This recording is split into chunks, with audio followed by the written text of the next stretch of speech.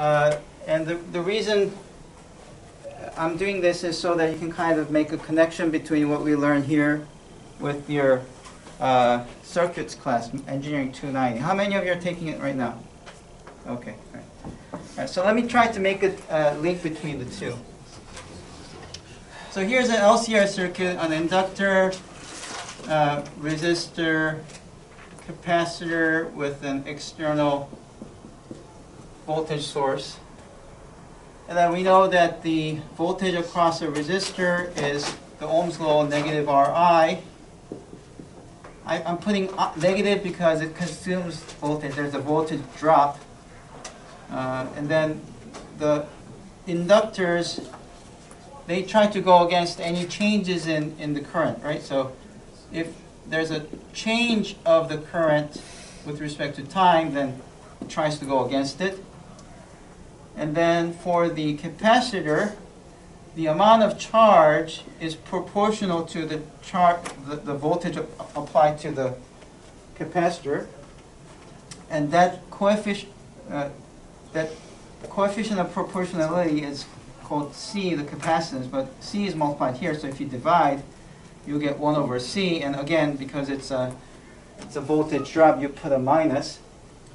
And then we're going to assume that the external voltage source looks like a peak voltage V0 with a cosine omega t. And then the Kirchhoff's voltage law states that if you add everything, negative Ri, negative L di dt, minus 1 over CQ, equal plus f, the E of t should give you 0 because you're going around the loop. And then if you solve for E of t, this is what you get. You get E of t equal to, let me write this first, L di dt plus Ri plus 1 over CQ. But what's a charge on a capacitor? That's like an accumulation of currents, right? The currents, they carry the charge, then they accumulate. So the Q can be written as integral of I dt. So that's the equation. And I actually explained this in class before. This shouldn't be anything new. But because I wanted to solve differential equation, whereas this is a differential integral equation, so the way I approached this was to differentiate both sides, right? So that I have a second order differential equation for I, and this will be absolute prime. Now, and then I tried to make a connection between this system with the spring mass dashpot system, where the master equation is mx double prime plus cx prime plus kx equals to external force, something like this. And I explained that if you differentiate this, this looks so much like that they have a direct relationship between each other, so that like L is like the mass and resistance is like the damping constant, and the 1 over capacitance is like the spring constant, and so on and so on. Therefore, anything that you say here, like the overdamped, underdamped, critically damped, also applies to here as well. So you can have an Lcr circuit that's overdamped, underdamped, critically damped. So the relationship between these two kind of gives insights to what's happening. But suppose you're given this with MCK explicit numbers, and even these are numbers. How would you solve it? How do you solve it? Second order. It's a second order differential equation with non-homogeneous right side. How do you solve such a thing? You need to find a general solution. Yeah, you have to find general solution by what method? Method of undetermined. Yes, method of undetermined coefficients, right? So you start with, you write down the equation, the characteristic equation, mr squared plus cr plus k equals to 0. And let's say it's underdamped. In underdamped case, what should the solution look like? You should have a complex solution, right? And because the imaginary part, the real part should always be negative. Let's say this is what it looks like. Then that means x complementary looks like e to the negative alpha t times c1 cosine beta t plus c2 sine beta t. So that's your x complementary. Now, what about the x particular? What do you do? How do you find this one? That's method of undetermined questions, right? What do you do? You make it look like the right side that you're trying to go for. So what should I put? A cosine omega t, and then also b, you have to pair it with the sine. So that's why you plug in on the left side. Okay. All right. So it looks like you know what to do, but once you have it, then the general solution is xc plus xp. And when you write your solution like this, I also noted that there's something about these solutions and their physical behavior. So what happens to xc if you look at this? What's happening? What does this do? This part. It's exponentially decaying. It's decaying to 0, right? So as time goes by, what happens to xc? It approaches 0. On the other hand, what happens to xp? You can rewrite this as some constant times cosine omega t minus alpha, where this is called the amplitude and this is the phase angle, right? So does this die out? No, it oscillates, it continues on, right? So there's a separate name that we give for these. This is called what? What kind of solution? Does anyone know?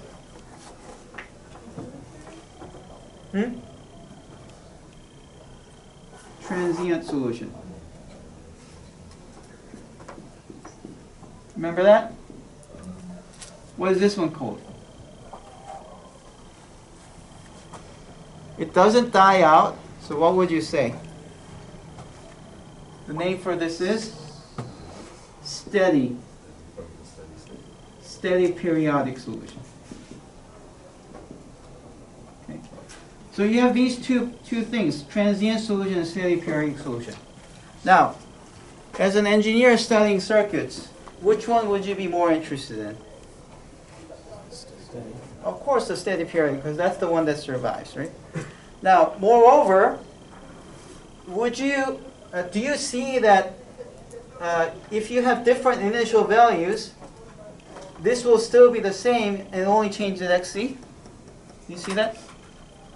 If you change the initial condition of this system, it only changes xc. Why is that? Because C1, C2 is the one that's undetermined. That's determined by the initial conditions, right? Whereas A and B, you just plug into the left side and say it agrees with the right side. So this is predetermined, regardless of your initial condition. Okay. So what we end up doing is we study this one in your electronics circuit course. You're studying this, but with a different approach. You don't care about the transition. You only want the steady periodic. Now let's see what that means, okay? So here's what we're going to do. We're just going to plug in this xp in here. And we just want to solve it, okay? But what we're going to do is we're going to say that this is what we plug in. So plugging in this is the same thing as plugging that one, right? So we're going to plug in this one. But since I already have a C here and a C here, these are different, so I'm just going to put I0. And I0 is a good name because that's the maximum current, okay? So here's what I'm going to do. I'm just going to take this equation, replace epsilon t by V0 cosine omega t.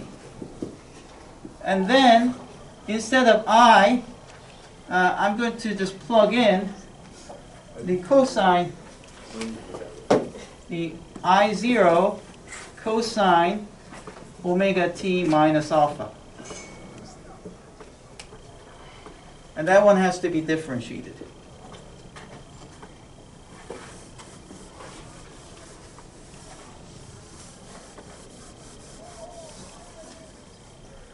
And then plus r times I0 cosine omega t minus alpha. Plus 1 over c times the integral of I0 cosine omega t minus alpha.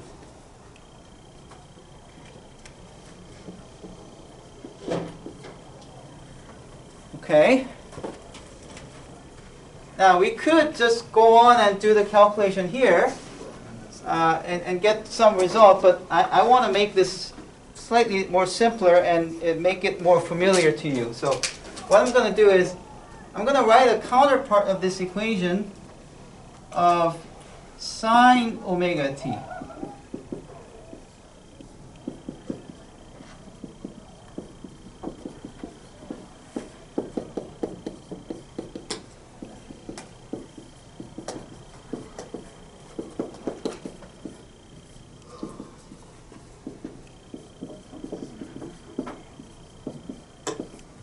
Okay, at this point,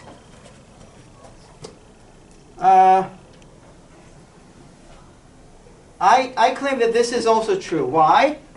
Well, that's because if cosine omega t satisfies this equation, then see, there's omega t, omega t, omega t, omega t. So they all have the same frequency, and if you take a sine function, or if you take a cosine function and you shift it 90 degrees this side, and you get the cosine graph. Did you know that? Right? Take the sine graph, shift it 90 degrees. So I can take this and just replace t by some small shift, and then everything that's written as cosine will turn as sine. You can do that, okay? So if you're convinced with that, then we'll accept this. And then what I'm going to do is I'm going to multiply by I to this entire thing. And then I'm going to add it.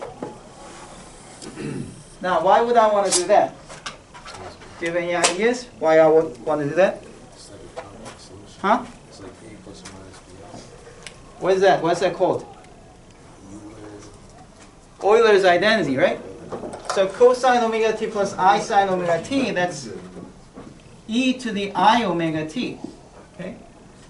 And this is L e I0 times e to the I omega t minus alpha plus, actually, I should differentiate this, and r times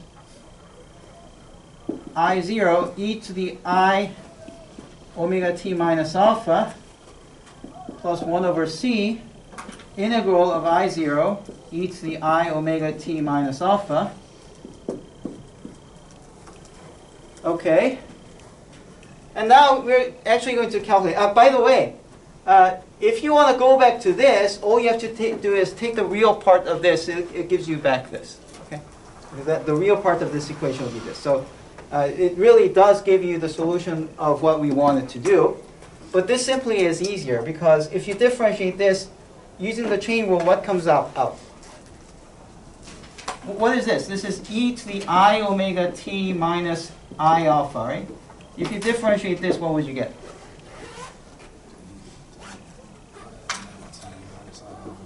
This will come outside, right?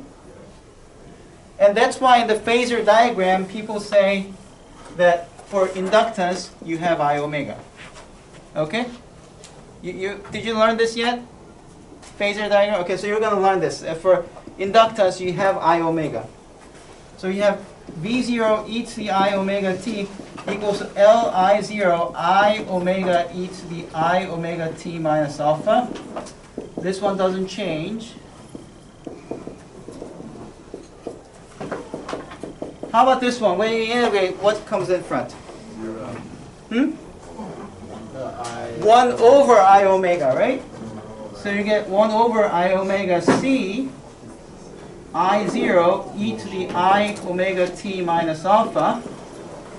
And that one means this should give you 1 over I omega. Okay. Now, I can divide both sides by e to the I omega t. And then here's what I get. I get V0 equals to L times I0 I omega. Actually, let me write it like this. Every one of these have I0 in there, right? I0. So you have I omega L e to the negative I alpha plus R times e to the negative I alpha plus 1 over I omega c e to the negative I alpha. So if you divide by this, you get this. And now let's multiply by e to the I alpha both sides.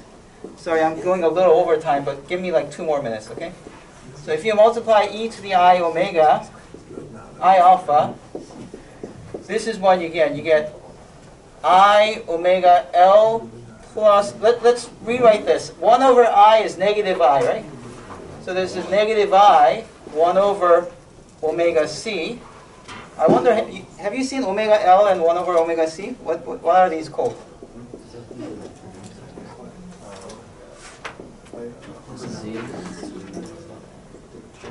See, R is R, but then omega L is called inductive reactance, right? What is this called? Capacitive reactance. Okay? And this one, if you write it in polar form, this is V0 with angle alpha. So here's what you get. See, if you take the norm of this one is can be written as Z angle alpha, where Z is the square root of real part squared plus the imaginary part squared, right? Have you seen this? Yes. That's the impedance formula, right? And then how do you get the alpha? It's tangent inverse of this over this, right? So this is a tangent inverse of XL minus XC over R. Okay, I just realized that the camera doesn't show here, but here's what happens, okay? So that final part is what you see in these physics textbooks, right? And it just says that I0 times Z should equal to V0, so that I0 is really V0 divided by Z, the impedance. And to get the phase angle, you just have to do tangent inverse of XL minus XC. So that's what's called a phasor diagram. That's everything.